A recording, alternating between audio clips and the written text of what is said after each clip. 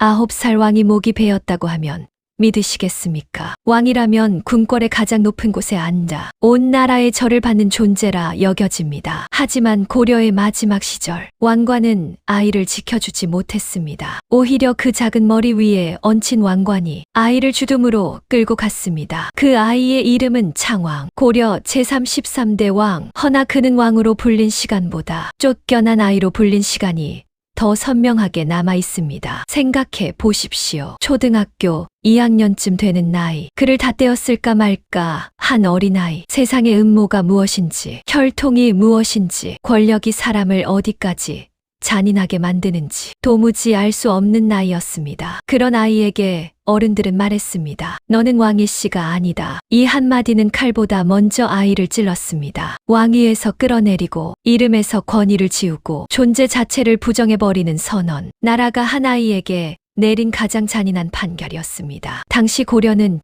이미 무너지는 집과 같았습니다. 밖에서는 왜구와 홍건적이 들끓고 안에서는 권문세족과 신흥무장이 서로의 목을 겨누고 있었습니다. 임금의 명령은 가벼워졌고 신하들의 속셈은 무거워졌습니다. 왕실의 피는 더 이상 신성하지 않았고 누구든 필요하면 왕을 세우고 또 필요하면 끌어내릴 수 있는 시대가 되어 있었습니다. 그리고 그 한복판에 가장 약한 왕이 앉아 있었습니다. 칼을 쥔 장수도 아니고 권세를 움켜쥔 재상도 아니며 그저 어른들이 정해준 자리에 앉아 있던 아이. 창왕은 스스로 왕이 된 적이 없었습니다. 하지만 왕이라는 이유만으로 가장 먼저 피를 요구받았습니다. 더 기이한 것은 아이를 죽여야 했던 명분이 전쟁도 아니고 반란도 아니었다는 점입니다. 그들은 아이가 역모를 꾸몄다고 하지 않았습니다. 나라를 팔아넘겼다고 하지도 않았습니다. 오직 이렇게 말했습니다. 가짜 왕이다. 그 한마디면 충분했습니다. 핏줄을 의심하고 왕실의 정통을 부정하고 모든 죄를 아이의 출생에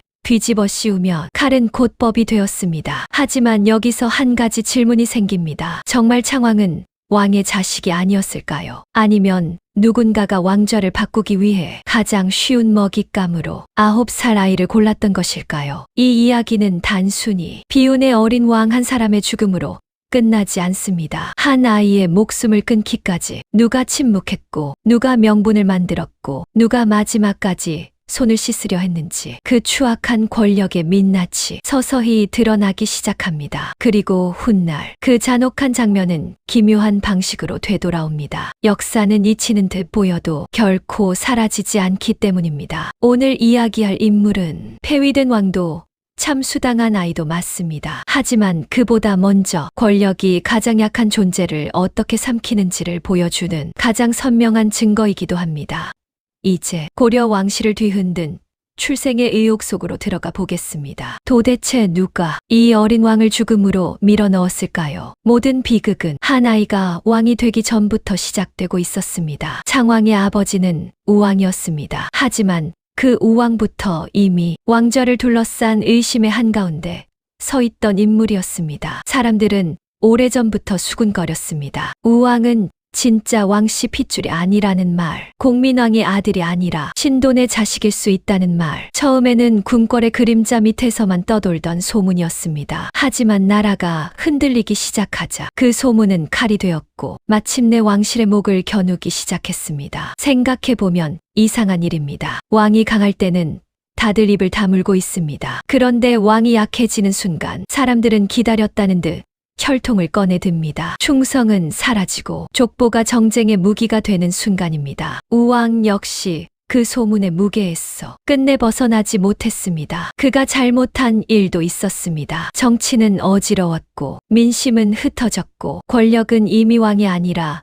무장들의 손으로 넘어가고 있었습니다. 그리고 그 중심에 이성계가 있었습니다. 위화도 회군 이후 세상은 완전히 뒤집혔습니다. 칼의 방향이 바뀌자 왕의 운명도 함께 뒤집혔습니다. 어제까지 나라를 지키던 장수는 이제 나라의 주인이 될 수 있는 사람이 되었고 왕은 더 이상 하늘이 세운 존재가 아니라 누가 지지하느냐에 따라 남곳 쫓겨나는 자리가 되어버렸습니다. 우왕은 폐위됩니다. 강화로 쫓겨납니다. 그리고 얼마 지나지 않아 죽습니다. 문제는 그 다음이었습니다. 왕이 사라졌다면 이제 누가 그 자리에 앉아야 할까요? 그 자리에 올라온 아이가 바로 창왕이었습니다. 하지만 그것은 새로운 시대의 시작이 아니었습니다. 오히려 마지막으로 남은 고려 왕실의 숨통을 잠시 붙들어 놓은 것에 가까웠습니다. 어린 창왕은 왕위에 올랐지만 그 왕좌는 이미 텅 비어 있었습니다. 궁궐은 그대로였고 의식도 그대로였고 신하들은 여전히 절을 올렸습니다. 하지만 그 절 속에는 예전 같은 경외가 없었습니다. 그들은 어린 왕을 받든 것이 아니라 어린 왕을 둘러싼 다음 계산을 하고 있었습니다. 9살 아이가 그걸 알 리 없었습니다. 아이에게 왕좌는 무서운 자리였을지도 모릅니다. 높고 차갑고 사방에서 낯선 어른들이 자신을 내려다보는 자리, 무슨 말을 해야 하는지도 누구를 믿어야 하는지도 모른 채 그저 시키는 대로 앉아 있어야 하는 자리. 하지만 조정의 대신들에게는 그 어린 왕의 두려움 따위 조금도 중요하지 않았습니다. 그들에게 필요한 것은 고려를 살릴 왕이 아니었습니다. 자신들이 움직일 수 있는 왕, 필요하면 세우고 더 필요 없어지면 치워버릴 수 있는 왕. 창왕은 그렇게 왕이기 전에 먼저 정치의 도구가 되고 말았습니다. 그리고 바로 그때 가장 치명적인 말이 다시 떠오릅니다. 우왕은 신돈의 자식이다. 그렇다면 창왕 또한 왕의 씨가 아니다. 무서운 것은 이 말이 사실이어서가 아닙니다. 누군가에게 너무나 유용한 말이었다는 점입니다. 왕실의 뿌리 자체를 잘라버릴 수 있는 말, 고려 왕조를 끝내기 위해 가장 손쉬운 명분이 되어주는 말, 한 아이의 존재를 통째로 지워버릴 수 있는 말. 그 순간부터 창왕의 운명은 이미 정해지고 있었습니다. 왕위에 오른 아이는 정작 왕으로 인정받지 못했습니다. 궁 안에 있었지만 보호받지 못했고 왕관을 썼지만 왕실의 일원으로조차 의심받았습니다. 그 작은 몸 하나에 무너져가는 왕조의 모든 불안과 계산이 한꺼번에 덮쳐온 것입니다. 그리고 조정은 조용히 다음 결정을 준비합니다. 아이를 지킬 것인가 아니면 고려와 함께 지워버릴 것인가. 이제 비극은 소문에서 끝나지 않습니다. 혈통을 둘러싼 의심은 곧 공식적인 칼날이 되고 어린 왕의 목숨을 향해 아주 천천히 다가오기 시작합니다. 그리고 마침내 칼보다 먼저 움직인 것은 말이었습니다. 권력은 언제나 그렇습니다. 사람을 죽이기 전에 먼저 이름을 죽입니다. 자리를 빼앗기 전에 먼저 존재를 의심합니다. 창왕에게도 정확하고 엄밀하게 그런 일이 벌어졌습니다. 조정은 더 이상 어린 왕을 왕으로 보지 않기 시작했습니다. 아니, 처음부터 왕으로 인정할 생각이 없었는지도 모릅니다. 그들이 꺼내든 말은 단 하나였습니다. 폐가 입진 가짜를 폐하고 진짜를 세운다. 겉으로 들으면 몹시 그럴듯합니다. 나라를 바로 세우겠다는 말처럼 들립니다. 무너진 질서를 되돌리겠다는 말처럼 들립니다. 하지만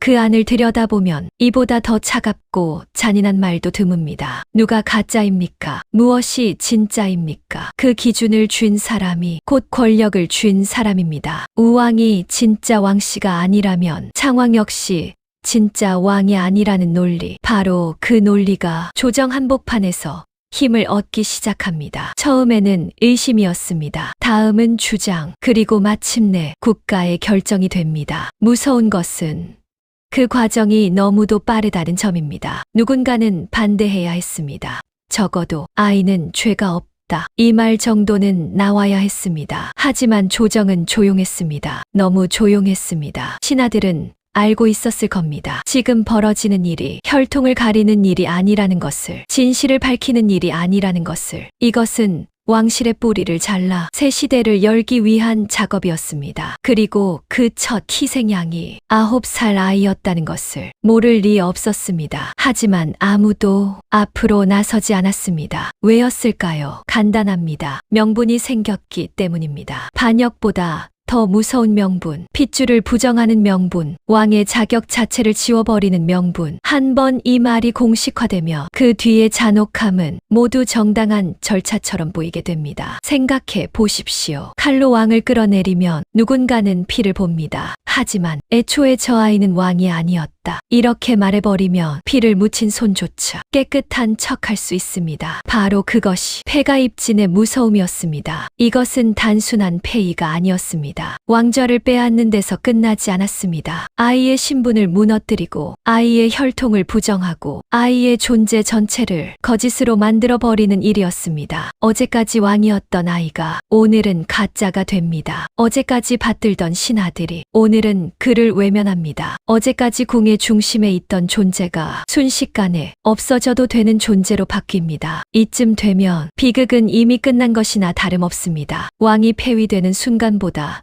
더 무서운 것은 아무도 그 폐위를 이상하게 여기지 않게 되는 순간입니다. 창왕은 바로 그 순간을 맞이합니다. 조정은 결론을 향해 달려갑니다. 우왕도 거짓, 창왕도 거짓. 그렇다면 이제 남는 것은 하나입니다. 진짜 왕실을 세워야 한다는 것. 고려 왕실의 먼 핏줄을 끌어와 새 임금으로 앉혀야 한다는 것. 그리고 그 순간 창왕은 살아있는 왕이 아니라 치워야 할 흔적이 됩니다. 여기서 긴장이 한 번 더 높아집니다. 단순히 왕좌를 내놓는 것만으로는 끝나지 않았기 때문입니다. 왕좌에서 내려온 아이는 언제든 다시 이용될 수 있습니다. 누군가의 깃발이 될 수도 있고 반대 세력의 명분이 될 수도 있습니다. 권력자들이 진짜 두려워한 것은 9살 아이의 힘이 아니었습니다. 그 아이가 살아있는 왕실의 흔적이라는 사실이었습니다. 그래서 패가입진은 폐위의 논리가 되는 동시에 제거의 논리로도 이어집니다. 가짜를 패한다. 여기까지는 말입니다. 하지만 권력은 거기서 멈추지 않습니다. 가짜를 패했다면 그 가짜가 다시 입을 열지 못하게 해야 합니다. 다시 이름을 갖지 못하게 해야 합니다. 다시 누구의 동정도 받지 못하게 해야 합니다. 그렇게 명분은 점점 더 잔인해집니다. 궁궐 안의 공기는 이미 달라져 있었습니다. 어린 왕을 대하는 눈빛이 달라졌고 곁을 지키는 사람들의 수가 줄었고 말끝마다 얘가 빠지기 시작했습니다. 그 아이는 아마 느꼈을 겁니다. 무언가 잘못되었다는 것을. 하지만 무엇이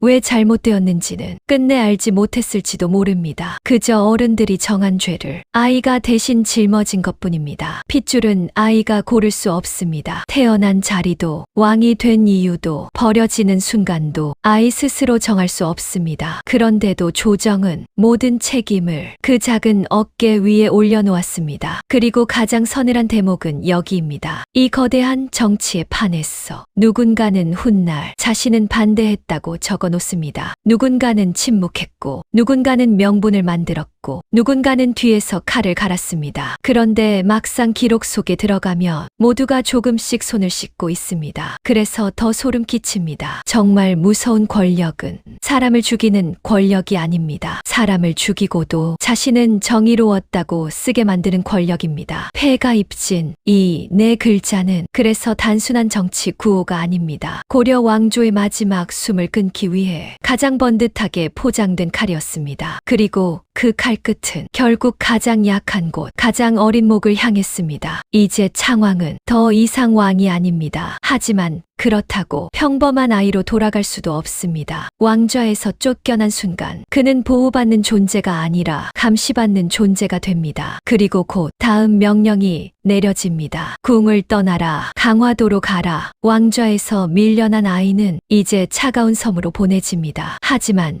진짜 비극은 그 유배에서 끝나지 않습니다. 패가입진이 명분이 된 순간 창왕의 목숨은 이미 절반쯤 지워지고 있었기 때문입니다. 이제 남은 것은 하나입니다. 권력자들이 정말 여기서 멈출 것인가? 아니면 어린 왕의 마지막 숨까지 끊어놓아야 비로소 안심할 것인가? 지금부터는 강화도로 내몰린 9살 왕이 어떤 마지막을 맞았는지 그리고 그 죽음 앞에서 누가 끝내 침묵했는지를 보게 됩니다. 강화도의 바람은 차가웠습니다. 섬이란 원래 그런 곳입니다. 사방이 물로 막혀 있어 도망칠 곳도 누가 찾아올 곳도 없습니다. 예전부터 고려는 왕실에서 버리고 싶은 사람을 강화도로 보냈습니다. 그리고 이제 그 섬이 다시 한번 작은 왕을 받아들였습니다. 창왕은 궁을 떠났습니다. 용상도 없고 신하들의 행렬도 없고 왕을 왕답게 만들어주던 모든 것이 사라졌습니다. 남은 것은 아이 하나뿐이었습니다. 그것도 이제는 왕이라 불러줄 사람조차 없는 아이. 생각해 보십시오. 어제까지 조아리던 사람들이 오늘은 등을 돌립니다. 어제까지 황공하옵니다 하던 목소리가 오늘은 들리지 않습니다. 궁궐의 온기가 사라지고 섬의 바닷바람만이 아이의 곁을 맴돕니다. 9살이 감당하기에 너무 큰 침묵이었습니다. 하지만 강화도는 끝이 아니었습니다. 아직 이야기가 남아 있었습니다. 아직 한 가지가 결정되지 않은 채 남아 있었습니다. 살려둘 것인가? 권력자들은 그 질문 앞에서 오래 멈추지 않았습니다. 그들에게 창왕은 이미 폐위된 왕이었습니다. 혈통도 부정되었고 자리도 빼앗겼고 이름도 지워졌습니다. 하지만 그것으로도 충분하지 않았습니다. 살아있는 창왕은 여전히 위험이었습니다. 언제 누군가가 저 아이를 앞세워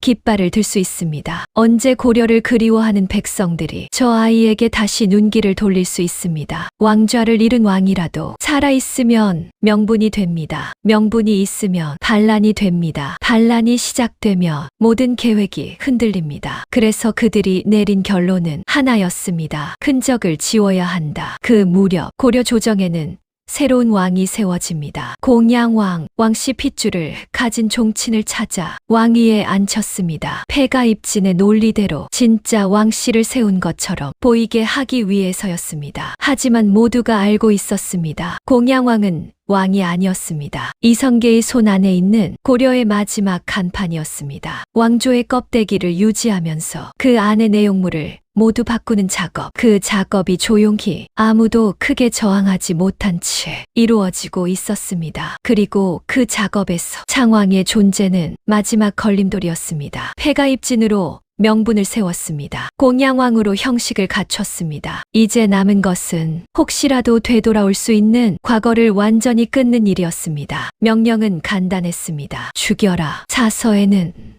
우왕과 창왕이 함께 처형되었다고 적혀 있습니다. 공식적인 죄명은 반역이었습니다. 하지만 그 반역이 무엇인지를 아무도 구체적으로 밝히지 않았습니다. 왕이었던 자들이 무슨 반역을 꾸몄단 말입니까? 왕좌에서 끌어내려진 자들이 무슨 힘으로 난을 일으켰단 말입니까? 기록은 짧았습니다. 이유는 흐렸습니다. 하지만 결과는 돌이킬 수 없이 선명했습니다. 9살 아이는 그렇게 사라졌습니다. 더 기이한 것은 그 이후입니다. 죽음이 알려지고 나서도 조정은 침묵했습니다. 크게 슬퍼하는 신하가 없었습니다. 공개적으로 애도를 표하는 사람이 없었습니다. 어린 왕의 죽음이 마치 처음부터 없었던 일처럼 빠르게 덮였습니다. 이것이 어쩌면 가장 잔인한 대목입니다. 죽음보다 더 무거운 것은 죽음 뒤의 침묵입니다. 아무도 기억하려 하지 않는다며 그 죽음은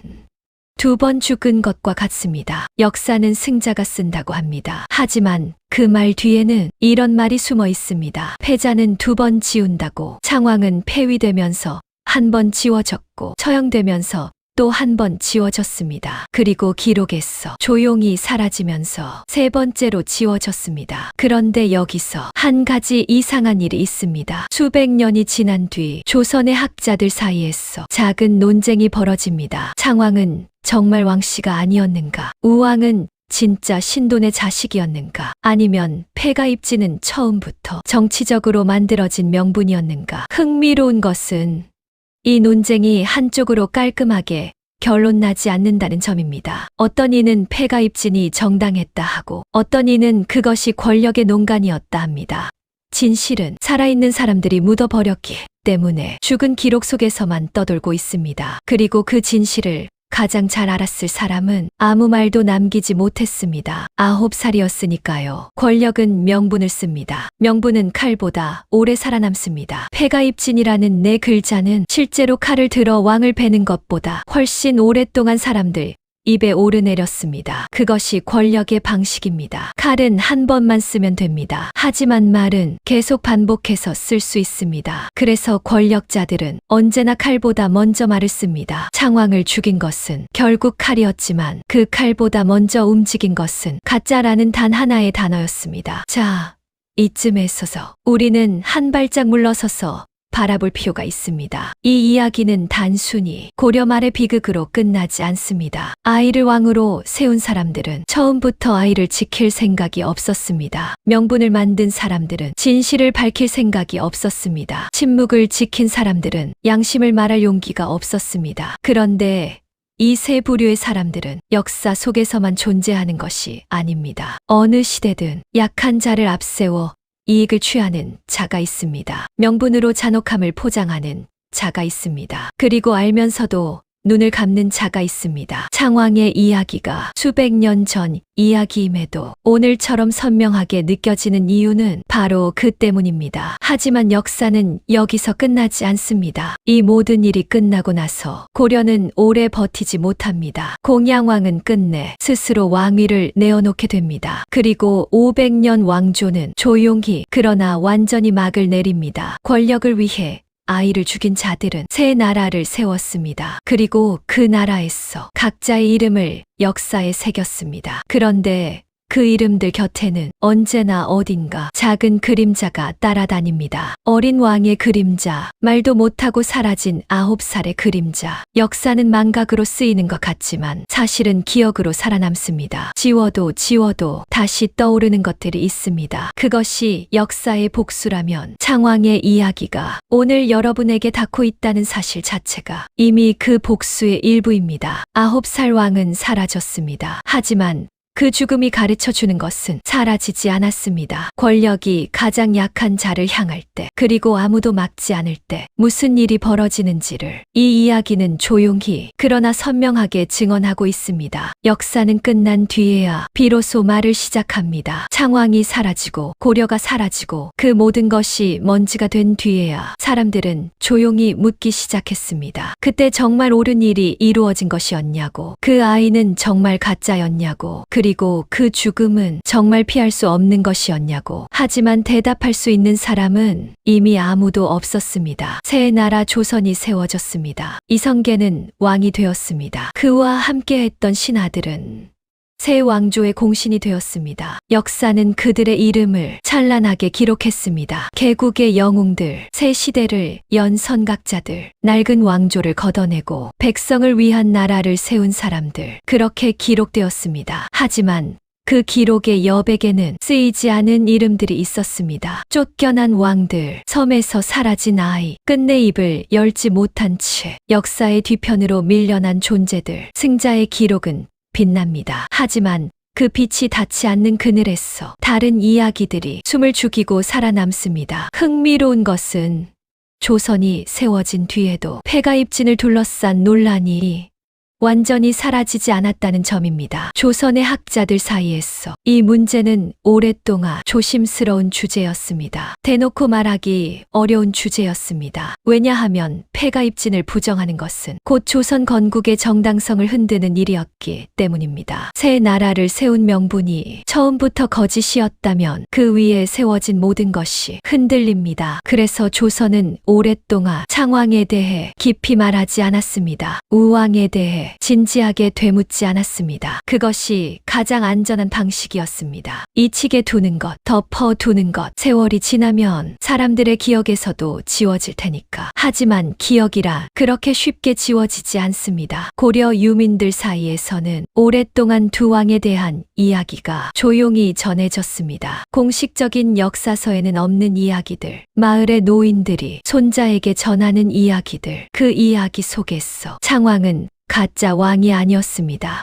그쵸. 너무 이른 나이에 너무 큰 싸움에 휘말린 어린 아이였습니다. 민심은 때로 역사서보다 정직합니다. 권력이 쓰는 기록은 권력에 유리한 방향으로 기울지만 사람들의 입에서 입으로 전해지는 이야기는 그 기울기를 조금씩 반대로 되돌립니다. 그렇다면 우리는 무엇을 말할 수 있을까요? 창왕이 진짜 왕씨였는지 아니었는지 그 진실은 지금도 확인할 수 없습니다. 사료는 불완전하고 증언은 엇갈리며 진실을 알았을 사람들은 모두 오래전에 사라졌습니다. 하지만 한 가지만은 분명하게 말할 수 있습니다. 그 아이는 스스로 왕이 되기를 원하지 않았습니다. 스스로 고려 왕실에 태어나기를 원하지 않았습니다. 스스로 그 시대, 그 혼란의 한복판에 놓이기를 원하지 않았습니다. 아이에게 주어진 것은 선택이 아니라 운명이었습니다. 그리고 그 운명을 어른들이 마음대로 잘라버렸습니다. 그것만큼은 어떤 명분으로도 정당화될 수 없습니다. 권력은 언제나 명분이 필요합니다. 명분 없이 칼을 드는 자는 그저 도적이라 불립니다. 하지만 명분을 만들어 칼을 드는 자는 역사의 영웅으로 기록될 수 있습니다. 그 차이는 단 하나입니다. 얼마나 그럴듯한 이야기를 만들 수 있느냐, 얼마나 많은 사람들이 그 이야기를 믿게 만들 수 있느냐. 폐가 입지는 그 점에서 완벽한 명분이었습니다. 혈통의 의심은 증명할 수도 반증할 수도 없습니다. 그런데도 그 의심 하나가 왕조를 무너뜨리는 칼이 되었습니다. 이것이 말의 무서움입니다. 오늘 이 이야기를 들으시는 여러분께 한 가지를 묻고 싶습니다. 역사 속 이런 장면들이 정말 과거에만 있었던 일일까요? 가장 약한 자를 앞세워 명분을 만들고 그 명분으로 잔혹함을 덮고 그리고 모든 것이 끝난 뒤 자신은 깨끗하다고 기록을 남기는 일. 이것은 고려 말 권력자들만의 이야기가 아닙니다. 시대가 바뀌어도 권력이 작동하는 방식은 놀라울 만큼 닮아 있습니다. 그래서 역사를 배우는 것은 단순히 예시를 아는 것이 아닙니다. 지금 이 순간에도 반복되고 있는 것들을 더 잘 보기 위한 훈련입니다. 창왕의 이야기는 그 훈련을 위한 가장 선명한 교재 중 하나입니다. 마지막으로 창왕에 대해 이런 생각을 해봅니다. 만약 그 아이가 다른 시대에 태어났다면 어땠을까요? 무너지는 왕조가 아니라 안정된 나라의 평범한 귀족 집안에서 태어났다면 9살에 글을 배우고 10살에 말을 타고 20살에 과거를 보고 평범하게 나이 들어 손자에게 예시이야기를 전해줄 수 있었다면 그런 삶도 있었을 겁니다. 그 아이에게도. 하지만 역사는 그런 가정을 허락하지 않습니다. 그 아이는 그 시대에 그 자리에서 그 운명을 살았습니다. 그리고 우리는 지금 여기에서 그 아이의 이름을 다시 부릅니다. 창왕, 고려 제33대 왕, 재위 1년, 향년 9살. 짧고 슬픈 생애였습니다. 하지만 그 생애가 남긴 질문은 짧지도 슬프지도 않습니다. 오히려 지금 이 순간에도 살아서 우리에게 묻고 있습니다. 당신이라면 그 자리에 서서 무엇을 했겠냐고 침묵했겠습니까? 아니면 한 아이를 위해 목소리를 높였겠습니까? 그 대답이 바로 우리가 역사에서 배워야 할 가장 중요한 것입니다. 오늘 이야기는 여기까지입니다.